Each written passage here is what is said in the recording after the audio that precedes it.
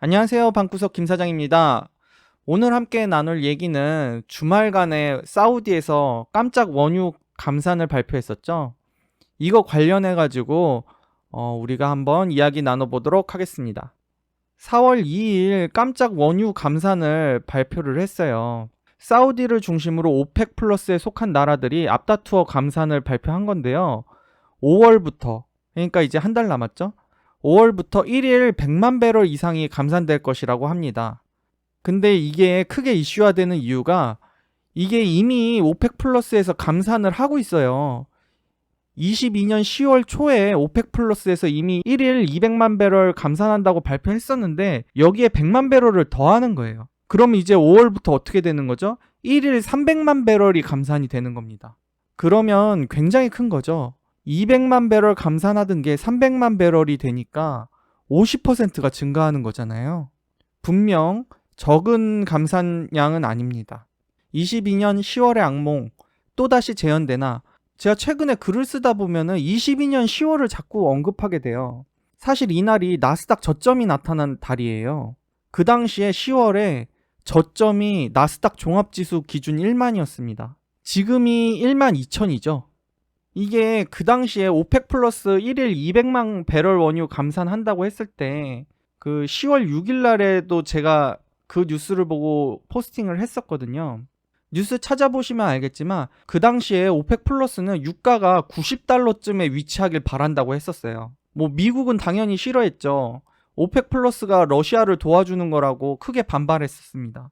이게 참 오펙 플러스랑 미국의 이 줄다리기라는 걸 알 수가 있는 게 미국에서는 유가 안정을 위해서 전략 비축률을 방출하기로 했던 날이에요. 22년 10월에 바이든 정부에서는 그렇게 얘기했거든요. 글로벌 유가 안정을 위해서 자기네가 이제 6개월간 나눠서 전략 비축률을 방출하겠다. 실제로 그렇게 방출을 했어요. 최근까지 방출을 한 거예요. 그래가지고 22년 10월부터 지금까지가 이제 딱 4월 되면 이제 6개월이잖아요. 근데 이제 미국이 그렇게 발표하고 나서 22년도 10월에 그렇게 발표하고 나서 오펙 플러스가 그러면 자기네는 1일 200만 배럴 원유를 감산하겠다 이렇게 발표를 해버리니까 그렇게 발표하자마자 게다가 WTI 선물 가격이 85불까지 치솟아요. 70불까지 내려왔었는데 그 당시에도 말이 많았고 그게 이제 주식시장에 영향을 미치면서 나스닥 종합지수가 1만까지 떨어졌던 거죠. 그때 이제 바닥이 나왔었던 거예요. 22년도에 바닥이. 언론에서는 이래요. 23년 주가를 상반기에 바닥이고 하반기에 고점이다. 그래서 이게 그렇게 자꾸 언론에서 펌핑하니까 게다가 겨울도 따뜻했어요. 그러다 보니까 우리가 걱정했던 것보다 천연가스도 안 오르고 오히려 경기 침체 우려로 유가가 하락하기까지 하는 거죠. 그러니까 뭐 23년에 상반기에 경기 침체라니까 유가가 왜 오르냐. 유가 선물에 숏을 많이 치셨었죠. 그래가지고. 근데 어찌됐건 그러고 나서 또 3월에 은행 파산 위기까지 생겼고 최근에 경기 침체 위기가 더욱 고조됐던 거죠. 그러면서 64불까지 하락하는데 이게 참 재밌는 게 여기서 문제가 은행이 파산을 안 했잖아요. 미국 재무부랑 연준에서 돈을 풀어가지고 은행 구제금융을 가동하면서 결국에 은행 파산이 어떻게 넘어가는 분위기로 오히려 주가는 많이 상승했죠. 그 뒤로. 그러다 보니까 유가도 야금야금 올라가지고 여기까지 왔는데 이제 주말에 사우디에서 한번 빵 하고 발표를 한 거죠. 100만 배럴 추가로 감산하겠다. 그러니 뭐 딱 장 시작하자마자 벌써 한 6% 올라와 있더라고요. 그래서 이런 상황이죠. 제가 봤을 때는 굉장히 노림수였어요. 사우디가 좀 가만히 지켜보다가 전략 비축률의 고갈을 노린 거죠. 어떻게 보면. 전략 비축률을 방출하기로 하고 이제 4월까지 방출하면은 다 방출한 건데 텍사스의 전략 비축률 보유 시설이 7억 1,400만 배럴을 보유할 수 있는데 지금 절반가량 가까이를 방출을 한 거예요. 물론 뭐 바이든 정부가 받을 때 한 5억 4천만 배럴 정도로 받았고 인수 받을 때 그리고 나서 뭐 한 2억 배럴 정도를 방출을 한 거죠. 어찌됐건 총량에 비해서 어찌됐건 3억 4,500만 배럴밖에 안 남은 거죠. 지금 이 보유량이 1983년 이후 가장 적은 보유량이라고 합니다. 요 기사 되게 좋더라고요. 요거 이제 알래스카 유전하고 뭐 관련 있다는 기사인데 이거 또 보시면 좀 도움이 되실 것 같아요. 굉장히 잘 쓴 기사였어요. 어떻게 보면은 오펙 플러스는 전략 비축유가 결국 오펙 플러스는 미국이 전략 비축유를 더 이상 풀지 못하는 상황이 올 때까지 때를 기다린 걸로 볼 수가 있습니다. 앞으로 미국의 인플레이션이 치솟을 위험. 여기에 엎친 데 덮친 격으로 최근 미국의 상업용 원유 재고량도 부족하다는 신호를 보내고 있어요. 현재 전략 비축유를 추가로 방출하지 않는다면 치솟은 유가로 인해 미국 산업 전반의 인플레이션이 상승할 수 있는 거죠. 여기에 지금 달러 약세도 주의해야 되는 상황이에요. 오펙 플러스가 미국을 저격하여 감산을 시작한 것이라고 생각할 수밖에 없는 상황에서 현재 미국이 단순히 유가로 인한 문제 외에도 인플레이션 자체에 대응할 수 있는 능력이 약해져 있어요. 이제 이거는 제가 예전에 쓴 글인데 킹달러는 미국의 인플레이션을 낮출 수 있는 수단.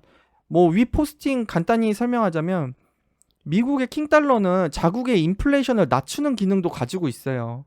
경기 침체로 인해 형성되는 달러 강세 현상은 미국 경제의 추락을 막아주는 일종의 브레이크 기능을 하는 거죠. 그러니까 달러가 세지니까 상대적으로 수입품 가격이 낮아지고 그러다 보면 미국 내 경제의 인플레이션을 낮추는 거죠. 다만 최근 은행 파산 사태 등으로 인해 미 연준의 기준금리 인상이나 QT가 어렵기 때문에 달러 강세를 만들기 어려운 상황에 처한 거예요. 게다가 요새 페트로 위안화 이야기도 나오고 달러의 패권에 대해서도 의심이 가기 시작하죠. 여기에 더해 유가마저 치솟는 상황이기 때문에 미국 내 인플레이션이 자극될 수밖에 없죠. 유가가 치솟아서 물가가 오른다고 지금 연준이 금리 인상이나 QT를 마구잡이로 할 수 있는 상황이 아닌 거죠. 그만큼 연준이 취약해져 있는 상황입니다. 여기 밑에 보시면 1년 동안 이렇게 QT를 열심히 했는데 22년도 내내 QT를 했어요. 그래서 돈을 이렇게 빨아들였는데 은행 파산하는 거 구제금융으로 인해서 벌써 절반 가까이를 돈을 다시 써버린 거예요. 알뜰히 모은 돈 일주일 만에 써버린 거죠. 개인적인 결론. 이제 포커스는 인플레이션으로 다시 돌아간 거죠. 이번 오펙 플러스 감산이 미국 경제에 어느 정도 영향을 미칠지가 관건인데 현재 상황에서 연준이 추가적인 유동성 확대 카드를 꺼내기에는 이미 최근 은행 구제를 위해 많은 자금을 소진한 상황이므로 미국 의회에서 부채 한도 협상을 통한 추가적인 자금 확보가 절실하죠. 근데 이거 협상하려면 5, 6월은 지나야 되잖아요. 그러니까 굉장히 문제죠. 당장을 유동성을 푸는 거는 이제 할 수가 없는 거죠. 이미 많이 풀어버렸고. 게다가 이게 쉬운 게 아닌 게 만약에 유동성 더 풀면 오히려 이게 역효과가 날 수 있어요. 달러 가치가 안 그래도 지금 흔들리는데 더 급락하고 미국의 경제의 인플레이션은 더 자극될 수가 있는 거죠. 수입 물가가 급등하면서. 그렇다고 또 긴축을 하자니까 기준금리랑 QT는 지금 취약해진 은행들과 상업용 부동산 시장을 더 취약하게 만들어버리죠. 그러니까 그래서 이쯤 와서 보니까 어떻게 보면은 미국 경제가 버틸 수 있는 한계점까지 지금 펌핑이 된 게 아닌가라는 생각도 좀 들어요. 여기서 만약에 한 번 더 미국을 진짜 죽어라 하고 압박한다면 그러면 최근 미국이 미국 내 틱톡 사용에 대해 압박했던 것처럼 중국 내 애플이나 테슬라 공장에 대해서 유무형의 압박이 올 수도 있겠구나라는 생각도 합니다. 그러면 진짜 타격이 크겠죠. 앞으로 미국의 외교적 대응이 매우 좀 중요할 거라고 생각이 들어요. 그래서 국제 뉴스를 좀 잘 살펴봐야 되지 않을까 라는 생각을 한번 해봤습니다. 투자자 여러분들도 지금 시장에 악재가 많은 만큼 보수적이고 좀 안정적인 투자를 하시면 좋겠습니다. 그럼 다음 시간에도 돈 되는 이야기로 찾아뵙겠습니다. 감사합니다.